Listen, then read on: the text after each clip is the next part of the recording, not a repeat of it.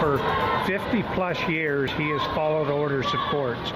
And in this particular case, early on, he admitted that the orders hadn't been carried out and admitted to a civil contempt. Our position is and always has been that there was not a willful violation of a court order.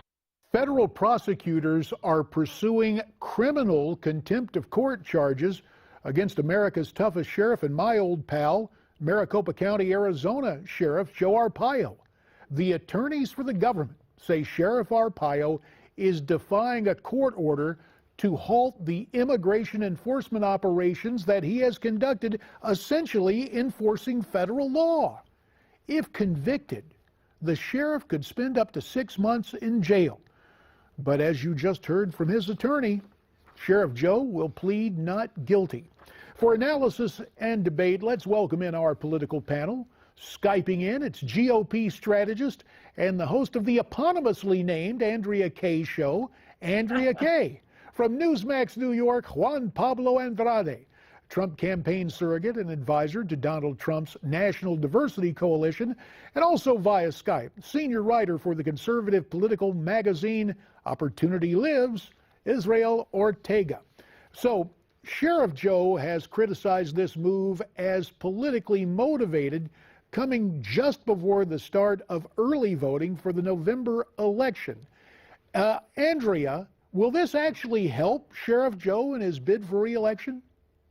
I would expect that it would. I mean, how many times has he been reelected so far after having threats to have him prosecuted from the past in terms of the federal government? The people in Arizona love him, and the reason why they love him is because they have suffered more than anybody knows in Washington, D.C. about the open border situation that we have. They know and have experienced firsthand the crimes that are being propagated and perpetrated against the citizens there in Arizona, and they know what this is about. They know that we are looking at a possible Donald Trump presidency, who has said he wants to seal the border. They know that Arpaio has endorsed Donald Trump, and so they are scared right now that the border might actually be sealed. All right, let's talk the ramifications of this charge, Juan Pablo. If Sheriff Joe is jailed, what signal does it send? I mean, the absurdity of Obama Justice Department prosecutors going after a sheriff for enforcing existing immigration law. What signal does that send about our real intention to police the borders and prevent illegal crossings? I think it shows the corruption currently in the Obama administration and the officials that President Obama and his administration has appointed to the Department of Justice. You know, Sheriff Arpaio is doing a good job down in Arizona, and he should be enforcing that law. But, you know, it's quite frankly ridiculous, but it's not surprising that the Obama administration and the Department of Justice are trying to prosecute him. All right, Israel, since your magazine is Opportunity Lives, let me talk about other political opportunities in the midst of this confrontation. We talked about Sheriff Joe's political future, but what about Donald Trump? Maricopa County is the largest metropolitan area in Arizona because of Phoenix. Simple math, Andrea, that this would help, would it not? Let me go to Andrea Kaye with this. Would it help Donald Trump? Yeah.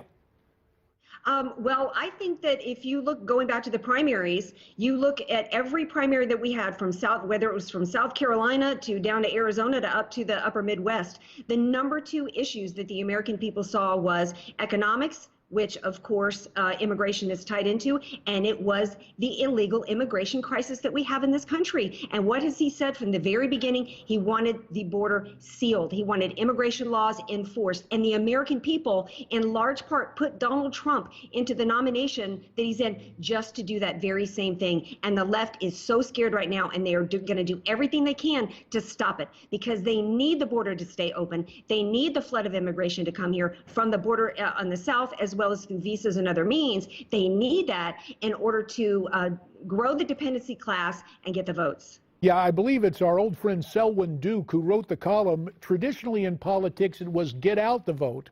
But the plan for the Democrats and the left is bring in a whole new vote. Forget about citizenship. Just try to change things there. By the way, we want to apologize. We had Israel Ortega, but we're having issues with his Skype.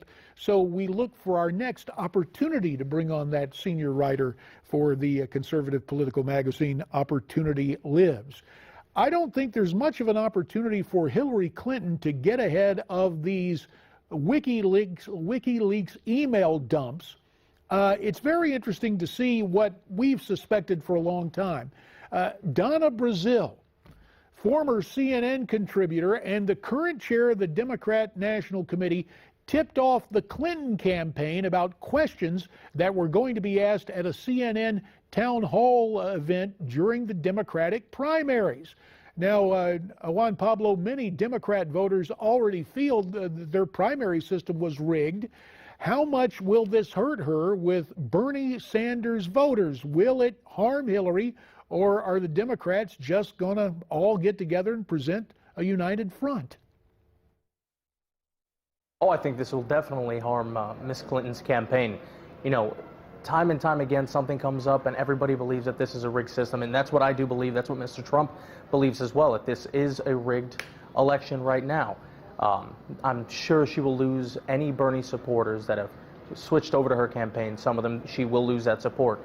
And it's, you know, quite frankly, a shame that the Democratic Committee has been working so hard to make her the nominee, nominee to make her win, not only in this, not only in the general election, her versus Mr. Trump, but also against all the other candidates, Martin O'Malley, Bernie Sanders. You know, it's a shame that Debbie Wasserman Schultz and now the new chairwoman have been doing this. Israel Ortega, it's good to have you back. Thanks for reestablishing Skype contact with us. We're talking now about the Democrats and all the leaks from WikiLeaks and really what's going on in the media. I want to take you back several months to the debate in the Republican primaries, specifically a moment when moderator John Harwood went after Donald Trump. You've done very well in this campaign so far by promising to build a wall and make another country pay for it. Right. Send 11 million people out of the country. Cut taxes $10 trillion without increasing the deficit. Right. And make Americans better off because your greatness would replace the stupidity and incompetence of others. That's right. Let's be honest. Is this a comic book version of a presidential campaign? It's not a comic book, and it's not a very nicely asked question the way you say that. Well, it turns out Harwood was really proud of going after Trump in that fashion. He emailed Clinton advisor John Podesta, and Harwood wrote, quote, "I imagine that Obama feels some sad vindication at this demonstration of his years-long point about the opposition party veering off the rails. I certainly am feeling that way with respect to how I questioned Trump at our debate." Now, Israel, for the longest time, conservatives and Republicans have sensed a double standard and collusion from the elite media with the Democrat Party. Do these new revelations, especially this one on Harwood, just reinforce both conservative outrage and might it prompt independents and those who want to reform the system to get on the Trump train? Well, it's been obvious to anyone who's been paying attention, that there is a bias in the media. These emails show it, confirm it, and I think it adds to the mistrust that the American people have of the mainstream media, and why you see examples after examples of Clinton staffers essentially emailing members of the media and vetting questions. I mean, this just reinforces the fact that the media is very sympathetic to the Democratic side, and what Trump and others have said is that the media at times acts like an extension of the Democratic Party. I think these emails are pretty obvious that that's the case. Andrea, about a minute remains since you've had a foot in both worlds, both as a talk show host and as a strategist. Let me ask you in the final analysis. Does this build enough resentment when the impetus, when the catalyst now is the word reform, Trump an outsider, media collusion, the notion of rigging? We hear a lot about a hidden Trump vote not detected in the polls. Will these leaks from WikiLeaks galvanize those hidden Trump voters and surprise people come Election Day? Well, I think it could. And I think one of the reasons why Trump resoundingly won the second debate was because he pivoted off the smears that were going on about him personally, and he turned it around and put it back on Hillary Clinton, and he prosecuted her for her corruption. The American people, they have sense, they know. Even though the left, with the media that we just talked about, has done everything they could to, as one of the emails said, make them unaware and compliant, they still have not heard they are upset over the corruption that's happening. But the email dump is almost like shock and awe out of a rock. There's almost so much coming at the American people. And we will continue to look on with shock and awe. Andrea Kaye tonight, Juan, Pablo, Andrade, and Israel Ortega. Thanks very much. Up next, Amazon wants to get in the grocery and convenience store business. We'll talk about that and more with Charles Lewis Sizemore.